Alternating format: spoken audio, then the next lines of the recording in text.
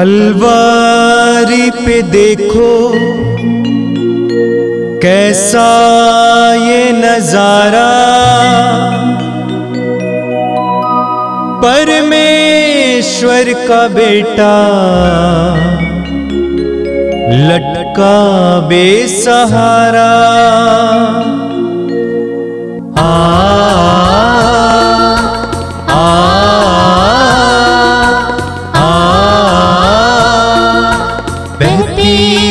धारा जिसमें सबको मिले मुक्ति, बहती रक्त धारा जिसमें सबको मिले शांति, बहती रक्त धारा जिसमें सबको मिले मुक्ति, बहती रक्त धारा जिसमें सबको मिले शांति। क्रिस्त में प्यारे भाइयों और बहनों, इस पवित्र रक्ताभिषेक प्रार्थना में मैं आप सभी का हार्दिक स्वागत करता हूं। इस प्रार्थना के माध्यम से हमें प्रभु की आशीष और कृपा मिलती है। तो आइए बड़ी भक्ति के साथ इस प्रार्थना में हम भाग लेंगे। पिता और पुत्र और पवित्र आत्मा के नाम पर आमीन।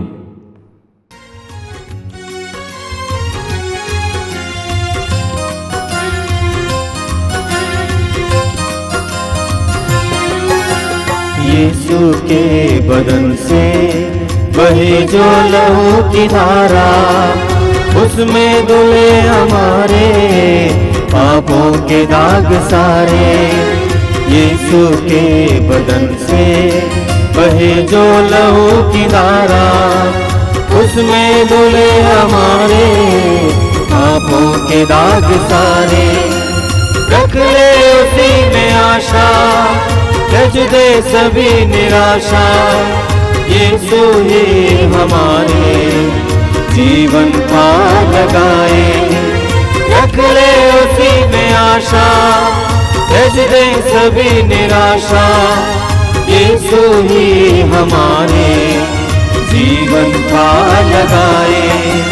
यीशु के बदन से वही जो लहू की धारा, उसमें धुले हमारे पापों के दाग सारे।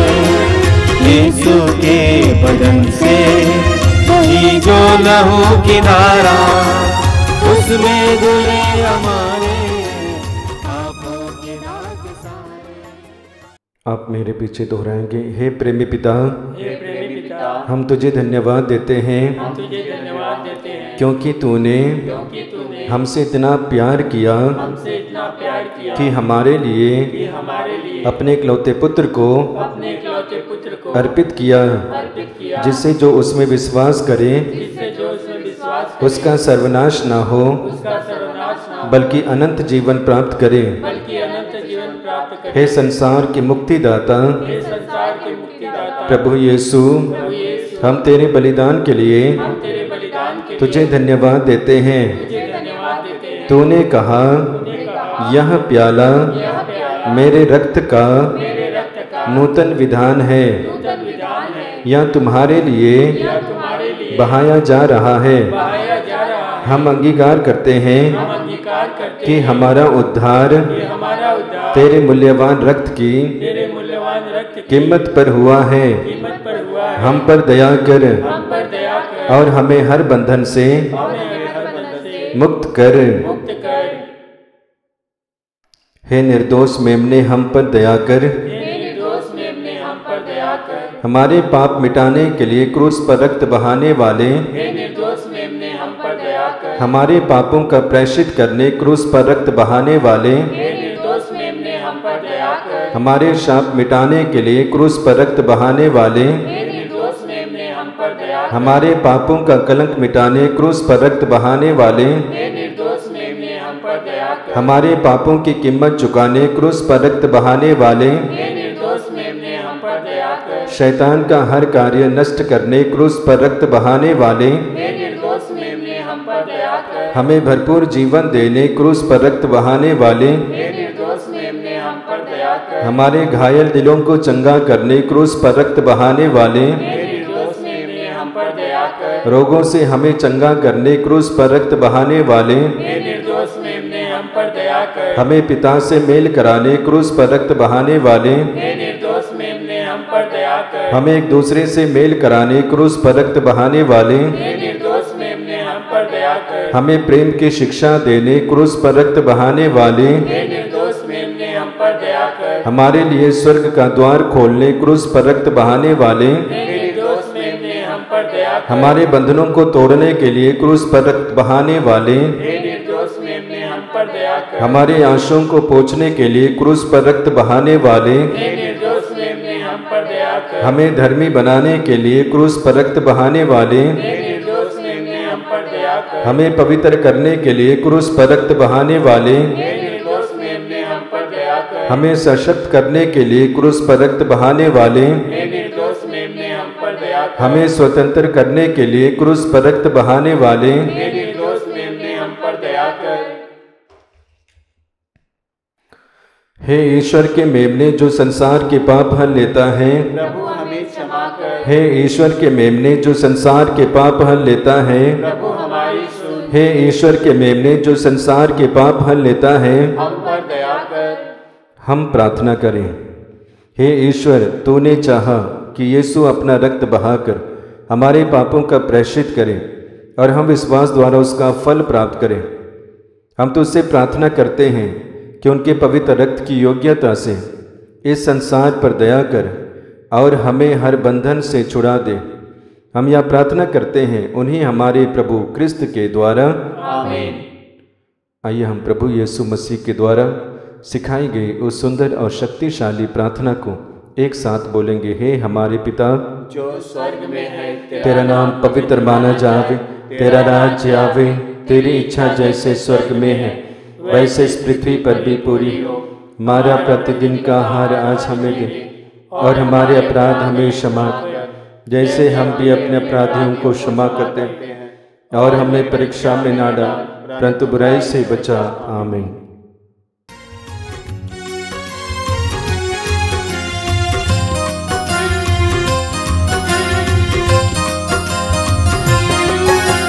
यीशु के बदन से बहे जो लहू की धारा, उसमें धुले हमारे पापों के दाग सारे। यीशु के बदन से बहे जो लहू की धारा, उसमें धुले हमारे पापों के दाग सारे। रख ले उसी में आशा, त्यज दे सभी निराशा। यीशु ही हमारे जीवन का लगाए। रख ले उसी में आशा, त्यज दे सभी निराशा। यीशु ही हमारे जीवन का लगाए। यीशु के बदन से वही जो लहू की धारा, उसमें धुले हमारे पापों के दाग सारे। यीशु के बदन से वही जो लहू की धारा, उसमें धुले हमारे पापों के दाग सारे। आइए हम प्रार्थना करें। हम अपने हृदय और मन को इस समय पूरी तरह से एकाग्र करें। आप जहां कहीं से भी हमारे साथ इस समय जुड़ रहे हैं, मैं आप सभी से अनुरोध करूंगा कि इस समय अपने आप को शांत करें, अपने सारे काम काज को दूर रखें, अलग रखें, मन और हृदय को एकाग्र करें। आंखें बंद कीजिए। प्रभु के दिव्य वचनों को सुनने के लिए अपने आप को तैयार कीजिए। इस पवित्र रक्ताभिषेक प्रार्थना के द्वारा प्रभु आपको आशीर्वाद देना चाहते हैं, आपके परिवार को आशीर्वाद देना चाहते हैं। अपने हृदय और मन को पूरी तरह से प्रभु के लिए खोलिए, विश्वास को बढ़ाइए। इस प्रार्थना के दौरान पवित्र आत्मा को आपको स्पर्श करने दीजिए, आपके जीवन में कुछ कार्य करने दीजिए। प्रभु अपने पवित्र वचन में कहते हैं कि मेरे मुख से निकलने वाला शब्द सच्चा और अपरिवर्तनीय है। प्रभु का एक एक वचन सच्चा और अपरिवर्तनीय है। प्रभु अपने दिव्य वचनों के द्वारा हमें जीवन प्रदान करना चाहते हैं, हमारे जीवन में चमत्कार और चिन्ह प्रकट करना चाहते हैं। आंखें बंद करके समय पवित्र आत्मा से प्रार्थना कीजिए। आइए पवित्र आत्मा, हमारे हृदयों में आइए, हमारे मनों में आइए, हमारे हृदय और मन को एकाग्र करने आइए, हमें प्रकाशित करने आइए। पवित्र वचन के मर्म को समझने के लिए हमें कृपा दीजिए। एक दो पल के लिए मौन होकर प्रार्थना कीजिए। प्रभु आपके करीब हैं। पवित्र आत्मा का सानिध्य इस समय आपके पास है, आपके साथ है। पवित्र आत्मा को कार्य करने दीजिए।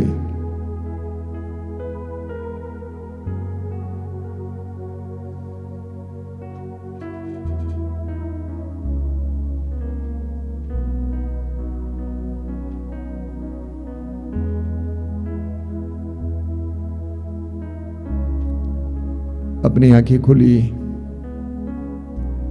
मेरे प्रिय भाई और बहनों, प्रभु को धन्यवाद देता हूं कि बहुत सारे भाई बहन इस पवित्र रक्ताभिषेक प्रार्थना के साथ जुड़े हुए हैं और नियमित रूप से इसमें सहभागी होते हैं। कई लोगों ने मुझे बताया कि उनके जीवन में इस प्रार्थना के दौरान और प्रार्थना के द्वारा कितनी कृपाएं बरस रही हैं। कई लोगों को कई प्रकार की चंगाइयां मिल रही हैं, परिवार के विभिन्न प्रकार के बंधन खोल रहे हैं, जीवन में तरक्की आ रही है, प्रभु की आशीष बरस रही है। मैं प्रभु को धन्यवाद देता हूं। मेरे प्रिय भाई और बहनों, कुछ दिन पहले एक परिवार मेरे कमरे में आया था।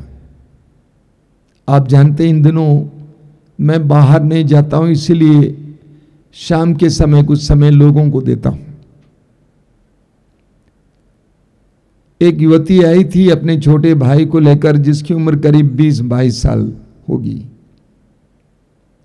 उसने कहा कि मेरे छोटे भाई को गैस का रोग है, दवा करते करते थक गए हैं, रात को सो नहीं पाता है। काफी देर बात करने के बाद मैंने उससे पूछा कि क्या इसके पास मोबाइल है, तो उसकी जेब से एक बहुत बड़ा मोबाइल निकाला और उसकी बहन ने कहा कि ये तो इसकी समस्या है, ये दिन रात इसको देखते रहता है, रात को सो नहीं पाता है। अब बताइए, उसकी समस्या उसकी जेब में थी।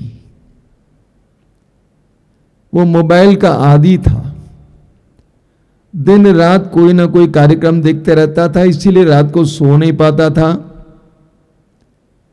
नतीजा ये होता था कि उसके पेट में गैस फॉर्म होता था, क्योंकि पाचन क्रिया सही नहीं होती थी। रात को नहीं सोएंगे आप, पाचन क्रिया अच्छी नहीं होगी। और रात को वो सो नहीं पाता था क्योंकि मोबाइल उसके पास में था। तो उसकी समस्या की जड़ उसकी मोबाइल थी। कई लोग इन दिनों मेरे पास आते हैं, परिवार के साथ या अकेले आते हैं, वे बैठते हैं तो मैं उनसे कुछ सवाल करता हूं। समस्या लेकर आते हैं, लेकिन कई सवाल करता हूं, यहां तक कि दंपतियों से पूछता हूं कि उनके लैंगिक जीवन कैसा है, पति पत्नी का रिश्ता कैसा है, क्योंकि मैं जानता हूं कई समस्याओं की जड़ें हमारे अंदर और कहीं हैं जहां पर हम कभी ढूंढते नहीं हैं। हमें सिर्फ समस्या दिखाई देती है और हम चाहते हैं कि जिस तरह हम डॉक्टर के पास जाते हैं, डॉक्टर से कहते हैं सिर दर्द है, उसके लिए दवाई दी जाती है, लेकिन अच्छा डॉक्टर दवाई नहीं देता है। वो टेस्ट कराता है, पता लगाता है कि सिर दर्द का कारण क्या है, इसकी जड़ कहां है, और उस जड़ पे हमें काम करना है। 2-3 वर्ष पहले एक युवती आश्रम में आई थी, 3-4 वर्ष पहले। बहुत सुंदर सी युवती, पढ़ी लिखी, काम कर रही थी। वो अपने पापा को बहुत प्यार करती थी, सबसे बड़ी बेटी थी, काफी पैसे वाली थी। अचानक पापा कोरोना काल में मर गए। पापा के मरने के बाद ये लड़की बहुत टूट गई। दूर में एक शहर में काम कर रही थी, काम छोड़कर घर आई और अपनी माँ के साथ काम कर रही थी किसी धंधे में। अच्छा काम चल रहा था घर पे भी। तो वो लड़की मेरे सामने बैठी हुई थी, लगातार रोती जा रही थी और मैं अंदर ही अंदर प्रार्थना करते जा रहा था। प्रभु ने मुझसे कहा कि इसके रोने का कारण इसके पिता की मृत्यु नहीं है, कुछ और है। काफी देर के बाद मैंने उस लड़की से पूछा कि बेटा ठीक है, तुम्हारे पिताजी गुजर गए, तुम्हारे लिए दुखद बात है, लेकिन तुम मुझे बताओ कि तुम्हारा जीवन कैसा है। इतना सुनने के बाद वह और फूट फूट कर रोने लगी।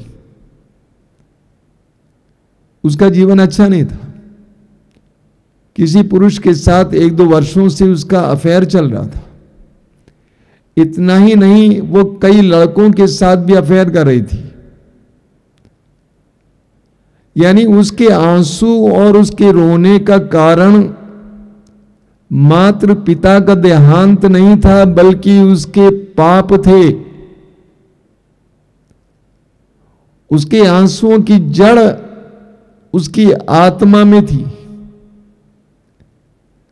हमारी कई समस्याओं की जड़ हमारी आत्मा में है। यूहन्ना के सुसमाचार के अध्याय 5 में हम पढ़ते हैं, प्रभु यीशु यरूशलेम मंदिर के पास एक कुंड था जिसका नाम था बेतसदा कुंड। उसके पास पहुंचे। लोगों का विश्वास था कि कुंड में कभी न कभी एक स्वर्गदूत उतरता था और उस जल को खिलोर देता था। उस समय अगर कोई रोगी उसमें उतर जाता तो वो चंगा हो जाता है। इसलिए इस विश्वास के कारण ढेर सारे रोगी वहां पे पड़े हुए थे। प्रभु यीशु चारों ओर भ्रमण किए और एक व्यक्ति के पास आकर खड़े हो गए जो 38 वर्षों से चल फिर नहीं पाता था। प्रभु ने उससे पूछा, क्या तुम चंगा होना चाहते? उसने कहा कि मेरा कोई नहीं है कि मुझे पानी तक ले चले। मेरे वहां पहुंचते पहुंचते कोई ना कोई दूसरा उतर जाता है। प्रभु यीशु ने उससे कहा कि अपनी चारपाई उठाओ और चलो। और उसी वक्त वो चंगा हुआ और अपनी चारपाई उठाकर घर चला गया। लोगों ने पूछा कि किसने तुम्हें चंगा किया? उसने कहा कि मुझे नहीं मालूम, भीड़ में से किसी ने मुझसे कहा कि अपनी चारपाई उठाओ और चलो, और मैंने परिश्रम किया, मेहनत की और मैं चंगा हो गया। यूहन्ना अध्याय 5 वाक्य 14 में हम पढ़ते हैं, प्रभु यीशु उस व्यक्ति को मंदिर में पाते हैं। उसने यीशु को पहचाना नहीं, बल्कि यीशु ने उसे पहचान लिया और यीशु उसके करीब गए और उसके कान में एक बात बताए। मालूम क्या बताए? फिर से पाप नहीं करना, फिर से पाप नहीं करना, वरना इससे भी बड़ा संकट तुम पर आ पड़ेगा। यानी प्रभु ये बताना चाहते हैं कि 38 साल से तू पड़ा हुआ था, तेरे पापों के कारण आगे पाप नहीं करना। उसके अर्धांग रोग का कारण उसकी आत्मा में था, उसकी जड़ उसकी आत्मा में थी।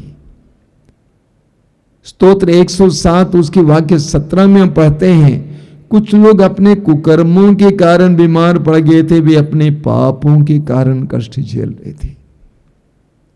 बहुत जबरदस्त वचन है। कुछ लोग अपने कुकर्मों के कारण बीमार पड़ गए थे, वे अपने पापों के कारण कष्ट झेल रहे थे। वे कष्ट झेल रहे थे, परेशानियों में थे, तकलीफ में थे, वे रोगी थे और उसकी जड़ उनकी आत्मा में थी। बहुत सारे साल पहले मैं बिहार में एक जगह पर एक कार्यक्रम देने गया था। काफ़ी मास्टर्स थे, उनके लिए कार्यक्रम चल रहा था। 3-4 रोज का कार्यक्रम था, साधना थी। एक दिन सुबह एक सिस्टर मेरे पास आई और बोली कि एक मास्टर साहब रात को बहुत गंभीर रूप से बीमार पड़ गए थे, उनको लगा कि हार्ट अटैक हुआ था, हम लोग अस्पताल ले गए, लेकिन डॉक्टरों ने देखा और कहा कि इनके हार्ट में कोई समस्या नहीं है। आप उनसे मिलिए, बात कीजिए, प्रार्थना कीजिए। और मैं उनसे व्यक्तिगत रूप से मिला। करीब 50-60 साल के थे, पढ़े लिखे थे, उनकी बेटियां थी, बेटे थे, उनके बच्चे थे। मैं उनसे बात करने लगा। अंत में मुझे पता चला कि इस उम्र में भी उनका एक दूसरी नारी के साथ रिश्ता था। जाड़े का मौसम था, कई मास्टर लोग एक कमरे में रखे गए थे, दरवाजा बंद करना होता था। रात को सोते समय मास्टर लोग दरवाजा बंद करते थे। दरवाजा बंद करते ही इस मास्टर के अंदर एक भयावह अनुभव होता था। ऐसा लगता था कि जैसा उसको हार्ट अटैक हो रहा है। कारण क्या था? उसके अंदर वो पाप था, पाप बोध था। उस पाप ने उसको परेशान कर दिया था।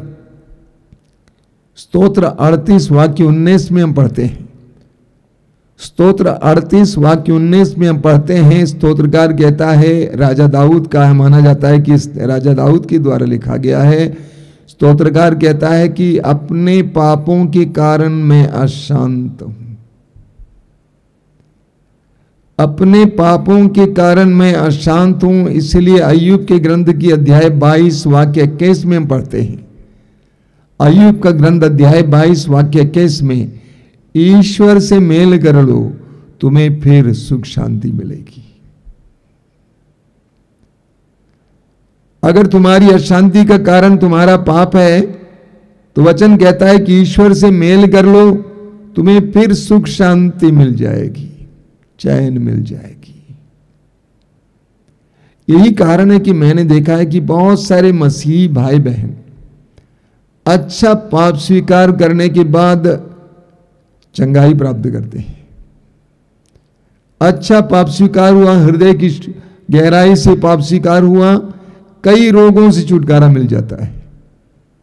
इतना ही नहीं, कई बाधाएं दूर हो जाती हैं, रास्ते खुल जाते हैं, नौकरियां मिल जाती हैं, परिवार की तंगी मिट जाती है। मैं आपके सामने बहुत सारे उदाहरण रख सकता हूं, जिन परिवारों में पाप था, बुराइयां थी, जिसके कारण उस परिवार में कृपा नहीं बरसती थी, लेकिन जिस समय बुराइयां छोड़े लोग, कृपा बरसने लगी। बहुत साल पहले मैं जानता था कि एक पुरोहित थे, एक फादर थे जो जेल में थे, और उन पर दोष लगाया गया। इस कारण वो जेल में थे क्योंकि बताया गया कि उन्होंने एक नारी के साथ, एक जवान नारी के साथ गलत व्यवहार किया, व्यभिचार किया और उसका कत्ल किया, और इसीलिए उनको आजीवन कारावास की सजा सुनाई गई थी। कुछ वर्ष पहले मुझे एक धार्मिक पत्रिका में पढ़ने को मिला कि एक बहुत धनी परिवार में विपत्ति पर विपत्ति टूट पड़ रही थी। परिवार में अशांति आई, आर्थिक समस्याएं आई। अंत में लोग परेशान होकर एक साधना केंद्र चले गए और साधना केंद्र में पवित्र वचन सुन रहे थे, और बीच में उनको आत्मिक परामर्श के लिए भी मौका मिला। आत्मिक परामर्श के लिए उस परिवार का एक व्यक्ति जाकर दूसरे व्यक्ति के सामने बैठा, और जो परामर्श दे रहा था बड़े प्रार्थना वाले व्यक्ति थे। उन्होंने कहा कि आपके परिवार की समस्याओं का कारण एक है कि आपने किसी पुरोहित को, किसी फादर को बहुत ज्यादा दुख दिया है। इतना सुनते ही वो इंसान फूट फूट कर रोने लगा। उसने कहा, आपने जो कहा सही है। फलाने फादर जो आज जेल में हैं, उनको हमने जेल में डलवाया है। हमारे परिवार के एक सदस्य ने उस नारी के साथ व्यभिचार किया था, उसको मार डाला था, लेकिन इसलिए कि वो नारी गरीब थी, फादर के पास बराबर जाया करती थी, फादर उसके साथ एक पिता तुल्य व्यवहार करते थे। फादर के ऊपर हमने दोष मढ़ा, दोष लगाया और फादर को सजा सुनाई गई। तो उस परामर्श देने वाले ने कहा कि आप इसके लिए प्रभु से माफी मांगिए। तब तक फादर जेल से बाहर आ गए थे 20 साल के बाद, लेकिन कम से कम मरने से पहले वो फादर निर्दोष सिद्ध हुए। हमारी कई समस्याओं की जड़ें कहीं और हैं जहां पर हम देखते नहीं हैं। इसलिए प्रकाशना ग्रंथ के अध्याय 3 उसके वाक्य 19 में प्रभु कहते हैं, जिसे मैं प्यार करता हूं उसको मैं डांटता और दंड भी देता हूं, इसलिए उत्साही बनो और पश्चाताप करो। हमारे जीवन में जब विपत्तियां आती हैं, परेशानियां आती हैं, हमें उपाय नहीं ढूंढना चाहिए, हमें पश्चाताप करना चाहिए, अपने आप को देखने की जरूरत है। मुझे अब भी याद है, रांची में हमारा कार्यक्रम चलता था। रांची को कोकर में, और तपस प्रार्थना चलती थी महीने में एक बार। पहले पहले आश्रम से ही हम लोग जाया करते थे। एक तपस प्रार्थना में एक नारी ने आकर अपना साक्ष्य सुनाया। उसने कहा कि मेरे शरीर में बहुत ज्यादा दाग होता था, बहुत ज्यादा खुजली होती थी, एक्जिमा था, और मैं काम भी करती थी, यानी ऑफिस जाती थी, बड़ा मुश्किल होता था जाड़े के मौसम में, और बहुत ज्यादा गर्मी होती थी उस समय, मुझे बहुत ज्यादा पीड़ा होती थी। 2006 की बात है, रांची में कन्वेंशन चल रहा था, बहुत बड़ी सभा चल रही थी, वो प्रार्थना के लिए आई और उन्होंने कहा कि मुझे समस्या है, मेरे लिए प्रार्थना कीजिए। उनके सर पर हाथ रखा गया और उस समय उनको बताया गया, आप अपने दिल से सब कुछ क्षमा कीजिए, प्रभु आपको चंगा करेंगे।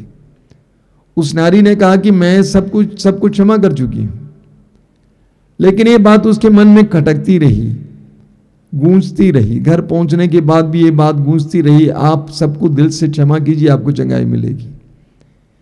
और ईमानदारी से अपने दिल को जांचने लगी। उसको पता चला कि बहुत सारे ऐसे लोग हैं जिनको उसने क्षमा नहीं किया है। और वो नारी उस प्रार्थना में बताने आई थी कि मैं लोगों को क्षमा करने लगी, धीरे धीरे सारे दाग मिट गए, खजुली समाप्त हो गई, आज एक दाग भी दिखाई नहीं देता है। उसके पूरे शरीर में खुजली होती थी, उसके दिल में जिन लोगों के प्रति घृणा था, गुस्सा था, उन सबको वो क्षमा करने लगी, उसको चंगाई मिल गई। जानते हैं, मैं ऐसे कई लोगों को जानता हूं जिनके जीवन में उस समय चंगाई मिली जब उन्होंने दूसरों को पूरी तरह से क्षमा किया, सारे हृदय से क्षमा किया, बिना शर्त के क्षमा किया। चंगाई मिल जाती है, कृपाएं मिल जाती हैं, घर पे तरक्की आने लगती है, बंद रास्ते खुल जाते हैं, बाधाएं हट जाती हैं। एक बात को मत भूलिएगा, उत्पत्ति ग्रंथ के अध्याय 3 में हम पढ़ते हैं, आदम और एवा ने ईश्वर की आज्ञा को उल्लंघन किया। उसके वाक्य 17 और 18 में पढ़ते हैं, आदम और एवा के पाप का असर जमीन पर पड़ा। प्रभु ने कहा कि जमीन तुम्हारे लिए ऊंट कटारे पैदा करेंगे, तुम परिश्रम करोगे, पसीना बहाओगे, लेकिन जिस मात्रा में तुम पसीना बहाओगे उस मात्रा में तुम्हें फल नहीं मिलेगा, क्योंकि तुमने पाप किया है। उनके पाप का असर जमीन पर पड़ा। सूक्ति ग्रंथ के अध्याय 15 वाक्य 27 में हम पढ़ते हैं, पाप की कमाई एकत्र करने वाला अपना घर संकट में डालता है। पाप की कमाई एकत्र करने वाला अपना घर संकट में डालता है। हमारे पुरखों ने उनके जीवन में जो जो किया, पाप किए, बुराई किए, उसका असर हमारे ऊपर भी पड़ता है। ये एक सच्चाई है। तो हमें ईमानदारी से जांच करने की जरूरत है। हमारे जीवन में समस्याएं हैं, पीड़ाएं हैं, तरक्की नहीं है, विकास नहीं है, प्रभु की कृपा दिखाई नहीं देती है, तो हमें ईमानदारी से अपने आप को जांच करना है। क्या मेरे अंदर कोई ऐसे पाप हैं, पापमय मनोभाव है, पापमय आदत है, पापमय रिश्ता है? उसके लिए प्रभु से ईमानदारी से माफी मांगनी होगी। क्या मेरे दिल में दूसरों के प्रति घृणा है, मनमुटाव है, दुश्मनी है? ईमानदारी से, हृदय की गहराई से उन्हें क्षमा करने की आवश्यकता है। क्या मेरे जीवन में प्रार्थना है? कई लोग समस्याएं लेकर आते हैं, मैं उनसे पूछता हूं क्या प्रार्थना करते हैं? परिवार में प्रार्थना होती है? मैंने देखा बहुत सारे परिवारों की समस्याओं का कारण प्रार्थना रहितता है। ये मेरा अनुभव है।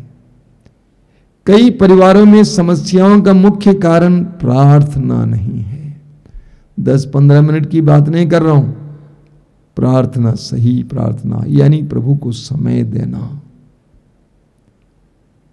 तो हमारे जीवन में समस्याएं आती हैं, तुरंत हमें विह्वल होना ही नहीं चाहिए, हमें परेशान नहीं होना है। हमें अपने आप को जांच करना है, क्या मेरे अंदर, मेरे परिवार में कोई ऐसे पाप हैं जिसके लिए हमें प्रभु से माफी मांगने की आवश्यकता है? क्या हमारे हृदयों में किसी के प्रति कटुता है जिनको क्षमा करने की आवश्यकता है? क्या हमारे परिवार में और हमारे जीवन में प्रार्थना की कमी है जिसे पूरा करने की आवश्यकता है? जड़ को पकड़िए। आइए हम प्रार्थना करें। प्रभु धन्यवाद देते हैं तेरे पवित्र वचनों के लिए। पवित्र वचनों के द्वारा जीवन के रहस्य हमारे सामने खोलने के लिए धन्यवाद देते हैं। प्रभु यीशु, मैं तुझे धन्यवाद देता हूं तेरे एक वचन के लिए। इस समय प्रार्थना करता हूं कि मेरे भाई बहनों के लिए जो इस समय इन वचनों को सुन रहे हैं, जीवन की कठिनाइयों और परिस्थितियों, विपरीत परिस्थितियों के समय में उसका कारण ढूंढने, जड़ पकड़ने और तेरे साथ जुड़ने के लिए कृपा दीजिए। धन्यवाद यीशु, धन्यवाद, धन्यवाद प्रभु, धन्यवाद।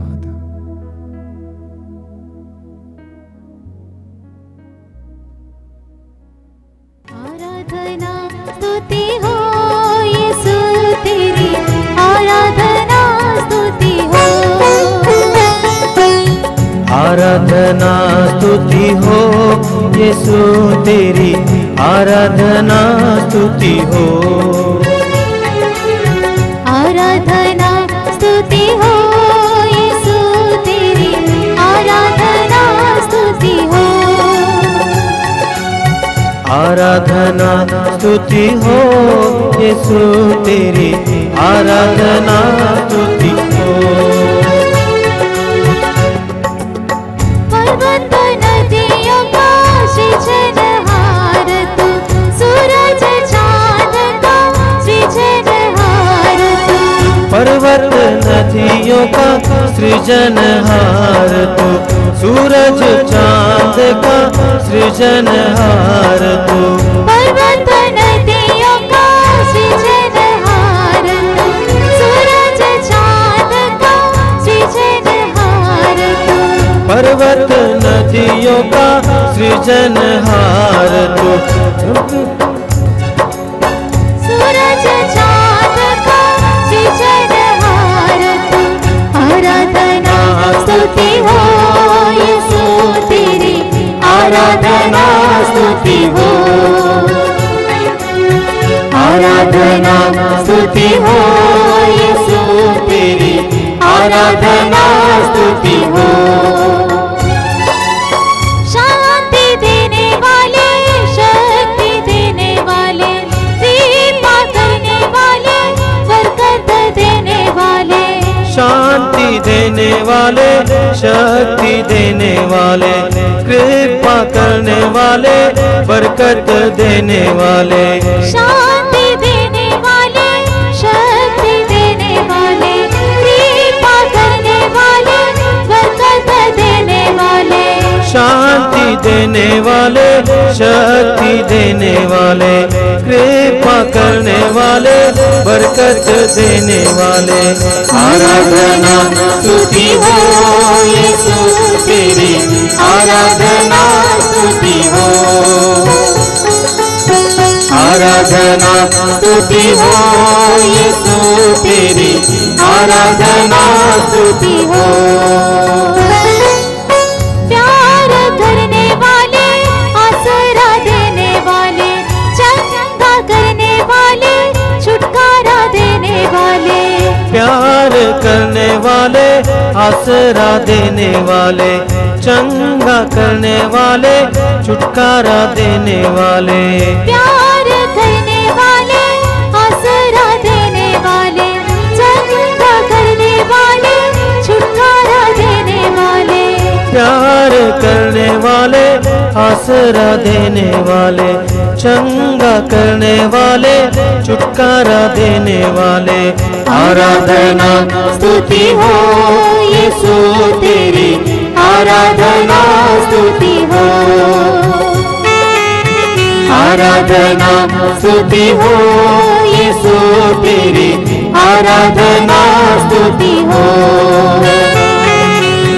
आराधना स्तुति हो यीशु तेरी, आराधना स्तुति हो, आराधना स्तुति हो, आराधना स्तुति हो।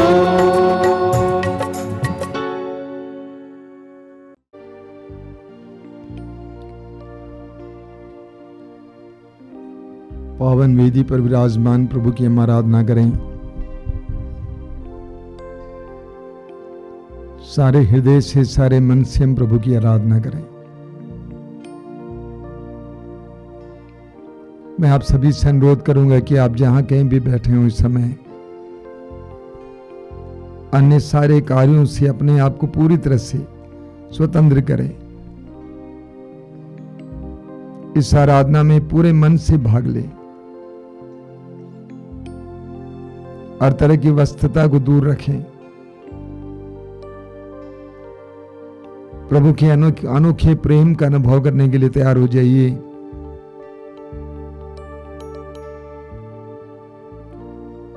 प्रभु की उपस्थिति महसूस कीजिए। इस समय अपनी आंखें बंद कीजिए। प्रभु यीशु ने कहा कि इस ईश्वर आत्मा है और उसके आराधकों को चाहिए कि आत्मा और सच्चाई से उसकी आराधना करें। हम ईमानदारी के साथ इस समय प्रभु के पास आए। हम हृदय की गहराई से प्रभु की आराधना करें। इस्यास नबी की ग्रंथ के अध्याय 29 वाक्य 13 में प्रभु कहते हैं, ये लोग मुख से मेरी आराधना करते हैं लेकिन इनका हृदय मुझसे दूर है। हमारी आराधना ऐसी आराधना ना हो। हमारी आराधना हमारे हृदय की गहराई से हो, आत्मा की गहराई से हो। आंखें बंद कीजिए और अपना हृदय खोलिए। प्रभु पर अपने विश्वास को मजबूत कीजिए, दृढ़ कीजिए। पूरी बाइबल में बताती है कि हमारा ईश्वर एक करुणामय ईश्वर है, देर से क्रोध करने वाला, जल्दी द्रवित होने वाला, अनुग्रह का धनी ईश्वर। उस करुणामय प्रभु पर विश्वास कीजिए। इस समय प्रभु यीशु मैं तुझे धन्यवाद देता हूं इस समय के लिए, इस सुंदर समय के लिए, आशीष के समय के लिए। मैं विश्वास करता हूं कि इस समय इस प्रार्थना से जुड़े हुए एक एक भाई बहन को तू स्पर्श कर रहा है। विशेष करके इस आराधना के दौरान तू उनके जीवन में चमत्कार और चिन्ह प्रकट करने जा रहा है। तूने स्वयं कहा है जो मनुष्यों के लिए असंभव है वह ईश्वर के लिए संभव है। लूकास अध्याय 18 वाक्य 27। जो मनुष्यों के लिए असंभव है वह ईश्वर के लिए संभव है। तेरे लिए कुछ भी असंभव नहीं है। मैं विश्वास करता हूं यीशु। एक एक भाई बहन के दर्द पीड़ा को तेरे हाथ में समर्पित करता हूं। हमारे बीच में कई लोग रोगी हैं यीशु,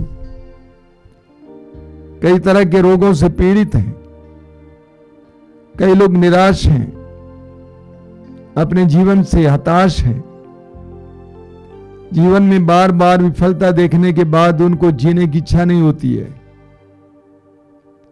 हमारे बीच में कई लोग अपने जीवन में बहुत ज्यादा उदास रहते हैं, प्रेम के अभाव के कारण, परिवार में झगड़े के कारण। कई लोग अपने जीवन में बहुत तंगी का अनुभव करते हैं यीशु। व्यवसाय टूटा पड़ा है, कामकाज टूटा पड़ा है। उन सारे भाई बहनों को इस समय मैं लेके आता हूं तेरे सानिध्य में। मैं विश्वास करता हूं कि तेरा एक एक वचन जीवित है। तूने कहा जो मेरे पास आता है मैं उसे कभी नहीं ठुकराऊंगा। एक एक व्यक्ति को इस समय तेरे सामने लाता हूं यीशु, उन पर दया करना। आइए मेरे भाई और बहनों, इस समय हम प्रभु की आराधना करें, हृदय की गहराई से प्रभु की आराधना करें। प्रभु चाहते हैं कि हम लोग स्वच्छ हो जाएं। मत्ती के सुसमाचार के अध्याय 8 उस कोढ़ी से प्रभु यीशु ने कहा, मैं यही चाहता हूं कि तुम शुद्ध हो जाओ। और ये ईश्वर की इच्छा है कि हम सभी लोग शुद्ध हो जाएं, हमारे अंतःकरण शुद्ध हो, हम हृदय से शुद्ध हो, हम उनकी कृपा के योग्य बने, हम उनके चमत्कारों के योग्य बने। अक्सर हम प्रभु से आशीष चाहते हैं, चमत्कार चाहते हैं, कृपा चाहते हैं, लेकिन अक्सर हम उसके लिए योग्य नहीं ठहराते हैं, अपने आप को योग्य नहीं बनाते हैं। आइए मेरे भाई और बहनों, इस समय प्रभु से प्रार्थना करेंगे, प्रभु मुझे योग्य बनाइए, मुझे शुद्ध और पवित्र कीजिए। मेरे पीछे दोहराते जाइए, hallelujah, hallelujah, hallelujah, hallelujah, hallelujah, hallelujah, hallelujah. Hallelujah. Yeshu प्रभु हैं, यीशु प्रभु है, यीशु जीवित ईश्वर हैं, यीशु जीवित ईश्वर है, यीशु जीवित ईश्वर के पुत्र हैं। यीशु जीवित ईश्वर के पुत्र हैं। Hallelujah, hallelujah, hallelujah. हालेलुया। यीशु मरने के बाद, यीशु मरने के बाद महिमा के साथ महिमा के साथ तीसरे दिन मृतकों में से जी उठे हैं, जी उठे हैं। वो हमारे बीच में हैं। वो हमारे बीच में हालेलुया, हालेलुया, हालेलुया। हालेलुया। यीशु का आत्मा यीशु का आत्मा इस समय हमारे बीच में इस समय हमारे बीच कार्य कर रहा है, कार्य कर रहा है, हमारे हृदयों को शुद्ध कर रहा है, हमारे हृदयों को शुद्ध कर रहा है, हमारे अंतःकरण को शुद्ध कर रहा है, हमारे अंतःकरण को शुद्ध कर रहा है, हमारे मनों को शुद्ध कर रहा है। हमारे मनों को शुद्ध कर रहा है। Hallelujah, hallelujah, hallelujah, hallelujah, hallelujah, hallelujah. Hallelujah. हे प्रभु यीशु, हे प्रभु यीशु, तेरे वचन में लिखा हुआ है, तेरे वचन में लिखा हुआ है, ईश्वर के पुत्र का रक्त ईश्वर के पुत्र का रक्त हमें हर पाप से शुद्ध करता है। हमें हर पाप से शुद्ध करता है। ईश्वर के पुत्र का रक्त ईश्वर के पुत्र का रक्त हमें हर पाप से शुद्ध करता है। हमें हर पाप से शुद्ध करता तेरा है। पवित्र रक्त तेरा पवित्र रक्त हमें शुद्ध करता है। हमें शुद्ध करता है। Hallelujah, hallelujah, hallelujah, hallelujah, hallelujah. Hallelujah. Yeshu की स्तुति हो, यीशु की स्तुति यीशु हो, की आराधना हो, यीशु की आराधना यीशु हो, की महिमा हो। महिमा हो। Hallelujah, hallelujah, hallelujah, hallelujah, hallelujah, hallelujah, hallelujah. Hallelujah. धन्यवाद, धन्यवाद, धन्यवाद, धन्यवाद, धन्यवाद, धन्यवाद, धन्यवाद, धन्यवाद। हालेलुया। Hallelujah, hallelujah, hallelujah. बड़ी भक्ति के साथ हम इस समय अभिषेक के लिए प्रार्थना करेंगे। उस गीत को दोहराते हुए अभिषेक दीजिए, अभिषेक दीजिए, पावन लहू का अभिषेक दीजिए।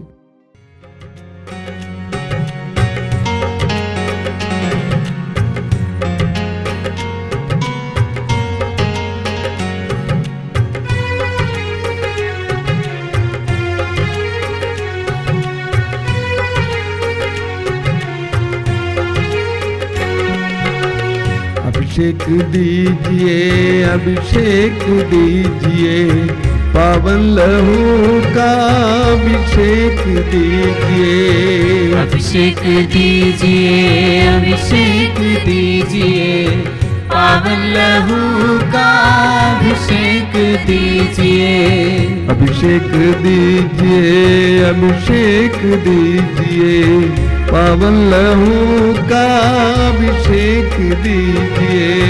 अभिषेक दीजिए, अभिषेक दीजिए, पावन लहू का अभिषेक दीजिए। पाप अधर्म से भारी है धरती, पाप मिटाने अभिषेक दीजिए। अभिषेक दीजिए, अभिषेक दीजिए, पावन लहू का अभिषेक दीजिए। युद्ध और विनाश का अंधेरा है छाया, शांति दिलाने अभिषेक दीजिए। अभिषेक दीजिए, अभिषेक दीजिए, पावन लहू का अभिषेक दीजिए। जकड़ा है मानव पापों के जाल में, बंधन तोड़ने अभिषेक दीजिए। अभिषेक दीजिए, अभिषेक दीजिए, पावन लहू का अभिषेक दीजिए। अश्लीलता का बादल घनेरा पवित्र करने अभिषेक दीजिए। अभिषेक दीजिए, अभिषेक दीजिए, पावन लहू का अभिषेक दीजिए। पाप मिटाने, शाप मिटाने, पावन लहू का अभिषेक दीजिए। अभिषेक दीजिए, अभिषेक दीजिए, पावन लहू का अभिषेक दीजिए। रोग मिटाने, शोक मिटाने, पावन लहू का अभिषेक दीजिए। अभिषेक दीजिए, अभिषेक दीजिए, पावन लहू का अभिषेक दीजिए। नशे की आत्मा सताए तेरे जन को, छुटकारा देने अभिषेक दीजिए। अभिषेक दीजिए, अभिषेक दीजिए, पावन लहू का अभिषेक दीजिए। पावन लहू से धरती को धोने अभिषेक दीजिए, अभिषेक दीजिए। अभिषेक दीजिए, अभिषेक दीजिए, पावन लहू का अभिषेक दीजिए। पावन लहू से घर घर को धोने अभिषेक दीजिए, अभिषेक दीजिए। अभिषेक दीजिए, अभिषेक दीजिए, पावन लहू का अभिषेक दीजिए। पावन लहू से हर दिल को धोने अभिषेक दीजिए, अभिषेक दीजिए। अभिषेक दीजिए, अभिषेक दीजिए, पावन लहू का अभिषेक दीजिए। पावन लहू से हर दिल को धोने अभिषेक दीजिए, अभिषेक दीजिए। अभिषेक दीजिए, अभिषेक दीजिए, पावन लहू का अभिषेक दीजिए। पावन लहू से हर तन को धोने अभिषेक दीजिए, अभिषेक दीजिए। अभिषेक दीजिए, अभिषेक दीजिए, पावन लहू का अभिषेक दीजिए। अभिषेक दीजिए, अभिषेक दीजिए, पावन लहू का अभिषेक दीजिए। अभिषेक दीजिए, अभिषेक दीजिए, पावन लहू का अभिषेक दीजिए। अभिषेक दीजिए, अभिषेक दीजिए, पावन लहू का अभिषेक कीजिए। Hallelujah hallelujah hallelujah hallelujah hallelujah hallelujah hallelujah hallelujah hallelujah hallelujah hallelujah hallelujah hallelujah hallelujah hallelujah hallelujah.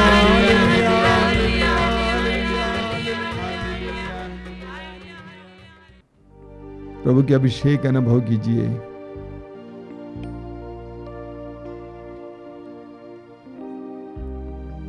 प्रभु के समय अपने दिव्य रक्त के द्वारा आपको और आपके परिवार को अभिषेक देने दीजिए।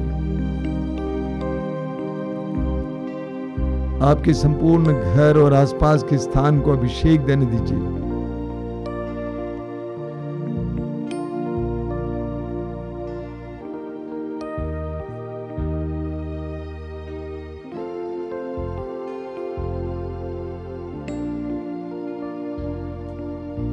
बोलिए hallelujah hallelujah hallelujah hallelujah hallelujah. Hallelujah. आइए हम इस समय हमारे बीच में जितने रोगी हैं उन सभी रोगियों के लिए प्रार्थना करेंगे। पवित्र वचन में लिखा हुआ है, उसके घावों द्वारा हम भले चंगे हो गए हैं। उसके घावों द्वारा हम भले चंगे हो गए हैं। यीशु के पवित्र घावों के द्वारा हम भले चंगे हो जाते हैं। पूर्ण विश्वास के साथ सभी रोगियों के लिए प्रार्थना करेंगे, विशेष करके इस कार्यक्रम से जुड़े हुए एक एक भाई बहन के लिए। अलग अलग रोगों से पीड़ित, हृदय रोग से पीड़ित, किडनी के रोग से पीड़ित, कैंसर के रोग से पीड़ित, एड्स के रोग से पीड़ित, अलग अलग प्रकार के रोग से पीड़ित भाई बहनों के समय प्रभु के हाथ में समर्पित करते हैं। सभी भाई बहनों से अनुरोध करूंगा कि आप अपने दर्द और पीड़ा को प्रभु के हाथ में समर्पित करने इस समय पूर्ण विश्वास करते हुए अपनी आंखें बंद करते हुए प्रभु की स्तुति और आराधना करते जाना। Hallelujah hallelujah hallelujah hallelujah. चंगाई चंगाई चंगाई चंगाई चंगाई चंगाई चंगाई चंगाई चंगाई चंगाई चंगाई चंगाई चंगाई चंगाई चंगाई चंगाई। आजादी आजादी आजादी आजादी आजादी आजादी आजादी आजादी आजादी आजादी आजादी आजादी। यीशु के परम पावन नाम पर, यीशु के परम पवित्र रक्त की शक्ति और सामर्थ्य के द्वारा इसी वक्त विभिन्न प्रकार की बंधनों से आजादी मिले, रोगों से छुटकारा मिले। Hallelujah hallelujah hallelujah hallelujah hallelujah hallelujah hallelujah hallelujah hallelujah.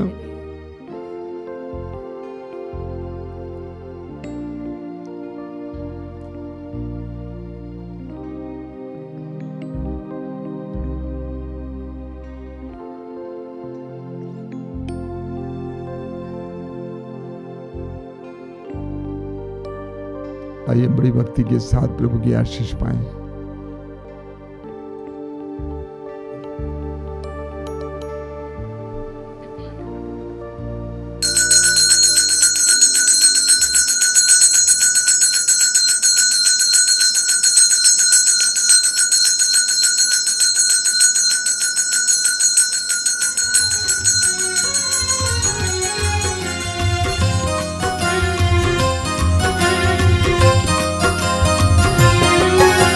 यीशु के बदन से बहे जो लहू की धारा, उसमें धुले हमारे पापों के दाग सारे। यीशु के बदन से बहे जो लहू की धारा, उसमें धुले हमारे पापों के दाग सारे।